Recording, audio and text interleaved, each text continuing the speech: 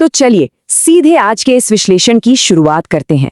बात है 1995 की, पश्चिम बंगाल के मेदिनीपुर गांव की। वहां एक ऐसी घटना घटी थी जो महज कोई डरावनी कहानी नहीं है, बल्कि गांव के बुजुर्गों द्वारा दी गई एक बहुत ही गहरी चेतावनी है।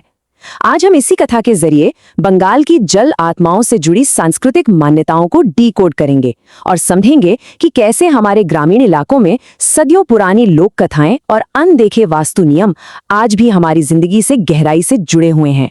और सच कहे तो यही इस पूरी चर्चा का सबसे बड़ा सवाल है। क्या होता है जब इंसान अपनी आज की आधुनिक सोच और थोड़े से अहंकार में आकर उन पुराने आध्यात्मिक रास्तों को रोक देता है। मेदिनीपुर के उस परिवार ने 3 साल तक जो खौफनाक दौर झेला, वो दरअसल इंसान की अपनी सुविधा और गांव की उन सदियों पुरानी मान्यताओं के बीच का एक बहुत ही विनाशकारी टकराव था। इस पूरी घटना के सेंटर में 2 बिल्कुल अलग विचारधारा वाले लोग थे। एक थे दीप, जिन्हें दीप अंकल कहा जाता था, एकदम कट्टर नास्तिक। उनका पूरा फोकस बस अपना नया घर बनाने, सुविधा और पैसे बचाने पर था। दूसरी तरफ थे गांव के अनुभवी पुजारी, जो वास्तु और उन अनदेखी आध्यात्मिक सीमाओं का बहुत सम्मान करते थे।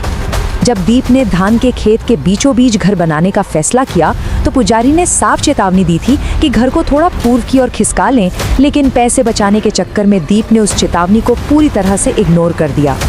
अब अगर हम उस नए घर की बनावट यानी लेआउट पर गौर करें तो बहुत कुछ समझ में आता है। उत्तर पूर्व में एक नया तालाब खोदा गया, मुख्य दरवाजा दक्षिण की तरफ रखा गया, जहां से सिर्फ 800 मीटर दूर एक शमशान घाट था। और सबसे बड़ी भूल हुई पश्चिम दिशा में। वहां जो पश्चिमी दीवार बनाई गई ना, उसने उस जगह को पूरी तरह से ब्लॉक कर दिया, जिसे पुजारी ने किसी अनदेखी शक्ति का प्राचीन रास्ता बताया था। यहीं से असल त्रासदी की नींव पड़ी। जाहिर है, जब हम इतनी बड़ी चेतावनियों को नजरअंदाज करते हैं तो नतीजे भी सामने आते ही हैं। घर बनते ही अपशकुन शुरू हो गए। वो पश्चिमी दीवार बार बार रहस्यमयी तरीके से गिरने लगी। सर्दियों के मौसम में पुजारी ने बचाव के लिए वहां एक तांत्रिक यंत्र लगाया था, लेकिन दीप ने लापरवाही से अपनी फसल के धान के बंडल उसी यंत्र के पास रख दिए। अगली ही सुबह वो सारे बंडल अपने आप जलकर राख हो गए। और फिर हर रात उस पश्चिमी हिस्से में तापमान अचानक बर्फ जैसा ठंडा होने लगा और भारी कदमों की आहट सुनाई देने लगी। रातों के इस हलचल के बाद दीप ने खुद निगरानी करने का फैसला किया और फिर एक सुबह करीब 5:15 बजे कमरे का तापमान एकदम से गिर गया और जो नज़ारा सामने था वो सच में रोंगटे खड़े कर देने वाला था। एक बूढ़ी औरत जो पूरी तरह से पानी में भीगी हुई थी और जिससे कच्ची मछली की बहुत तेज गंध आ रही थी, वो पश्चिमी खिड़की से होते हुए चुपचाप दक्षिण वाले दरवाजे की तरफ जा रही थी। दीप ने आवाज भी लगाई, लेकिन कोई जवाब नहीं मिला। हैरानी की बात देखिए, इतना सब अपनी आंखों से देखने के बाद भी दीप ने खुद को यही समझाया कि शायद वो खेत में काम करने वाली कोई मजदूर होगी। लेकिन सच्चाई से आंखें मूंद लेने से सच बदल नहीं जाता। इसके बाद परिवार का बहुत तेजी से पतन शुरू हुआ। व्यापार ठप पड़ गया, खेती बर्बाद हो गई। हालात इतने बिगड़े कि कलकत्ता से एक तांत्रिक को बुलाना पड़ा। उसने परिवार को काली माता का धागा बांधा, जिससे कुछ दिन तो राहत मिली, लेकिन फिर एक बहुत ही दर्दनाक घटना घटी। दीप का छोटा बेटा उस नए तालाब में नहाने गया। वो घर लौटा, सीधे अपने कमरे में गया, लेकिन जमीन पर उसके गीले पैरों के कोई निशान नहीं थे। जब उसे ढूंढा गया तो वो कमरे में था ही नहीं। बाद में उस मासूम का शव उसी तालाब के किनारे पड़ा मिला। ये पल उस परिवार के लिए किसी बुरे सपने से कम नहीं था। और यहीं पर हमारी सांस्कृतिक परंपराएं इस घटना से एक बहुत ही अनोखे और दुखद तरीके से जुड़ती हैं। हिंदू धर्म में मृत्यु के बाद 13 दिन का शोक काल होता है, जिसमें किसी भी धार्मिक या पवित्र वस्तु को पहनना सख्त मना होता है। इसी कड़े नियम के कारण परिवार के हर सदस्य को अपनी कलाई से वो सुरक्षात्मक तांत्रिक धागा हटाना पड़ा। सोचिए, अनजाने में ही सही, लेकिन उस परिवार की वो इकलौती आध्यात्मिक सुरक्षा ठीक उसी वक्त छिन गई जब उन्हें इसकी सबसे ज्यादा जरूरत थी। और सुरक्षा कवच हटते ही उस अनदेखी शक्ति ने अपना सबसे भयानक रूप दिखाया। शोक काल की तीसरी रात दीप की बेटी अचानक बिस्तर से उठी और भागकर उसी पश्चिमी खिड़की के पास पहुंच गई।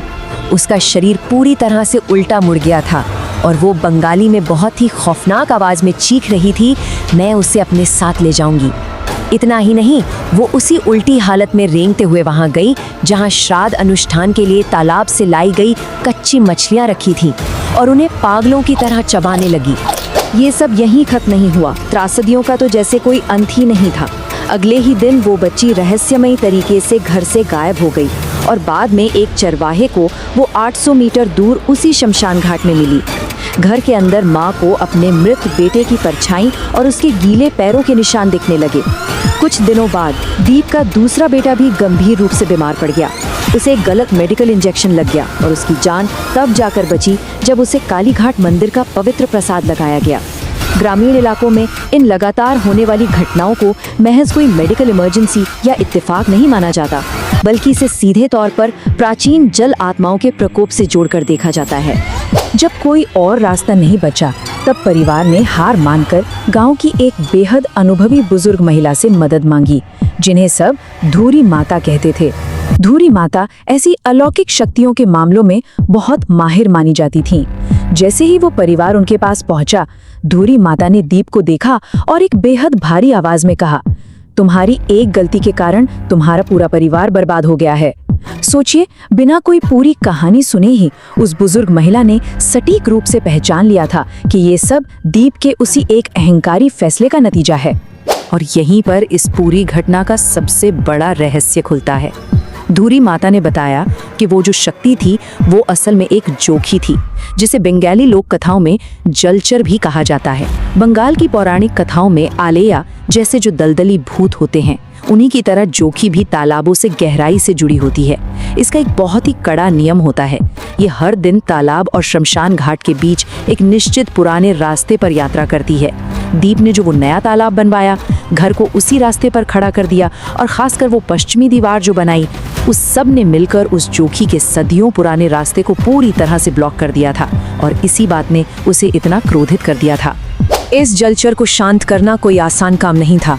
इसके लिए धूरी माता ने घर आकर एक बहुत ही तीव्र और शक्तिशाली तांत्रिक अनुष्ठान किया।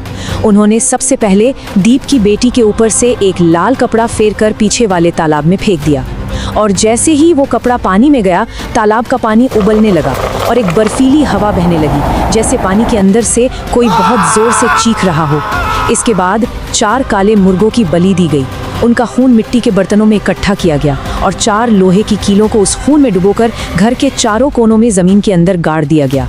इस डरावने अनुष्ठान ने आखिरकार उस जोखी को शांत किया। इस अनुष्ठान के बाद आखिरकार घर में शांति लौट आई। वो शक्ति फिर कभी वापस नहीं आई, लेकिन इस भयानक अनुभव ने दीप अंकल को हमेशा हमेशा के लिए बदल दिया। जो व्यक्ति कभी एक कट्टर नास्तिक था, जिसने अपनी सुविधा के लिए गांव की मान्यताओं का मजाक उड़ाया था, वो अब एक बहुत गहरे आस्तिक इंसान में बदल गया। आज वो बाकायदा पूजा पाठ करते हैं और उसी मेदिनीपुर इलाके में मत्स्य पालन यानी मछली पालन का एक बहुत बड़ा और सफल बिजनेस चला रहे हैं। ये इस बात का एक जीता जागता उदाहरण है कि कैसे इस खौफनाक घटना ने उन्हें अपनी पारंपरिक और स्थानिक प्रथाओं का सम्मान करना सिखा दिया। तो इस पूरे विश्लेषण के बाद हम एक बहुत ही गहरे सवाल पर आकर रुकते हैं। मेदिनीपुर की ये कहानी सिर्फ एक किस्सा नहीं है, बल्कि हमारे लिए एक सबक है। आज की इस भागदौड़ भरी जिंदगी में जहां हम बस अपनी आज़ादी, अपनी सहूलियत और अकेलेपन के पीछे भाग रहे हैं, क्या हम अनजाने में उन सदियों पुरानी अदृश्य सीमाओं को तोड़ तो नहीं रहे हैं? हमारे आसपास मौजूद प्रकृति, मान्यताओं और उन पुराने स्थानों का सम्मान करना शायद महज कोई अंधविश्वास नहीं है, बल्कि हमारे और प्रकृति के बीच एक संतुलन बनाए रखने का तरीका है। ये एक ऐसा विचार है जिस पर हम सबको थोड़ा रुककर जरूर सोचना चाहिए। इस विश्लेषण में हमारे साथ जुड़ने के लिए बहुत बहुत धन्यवाद।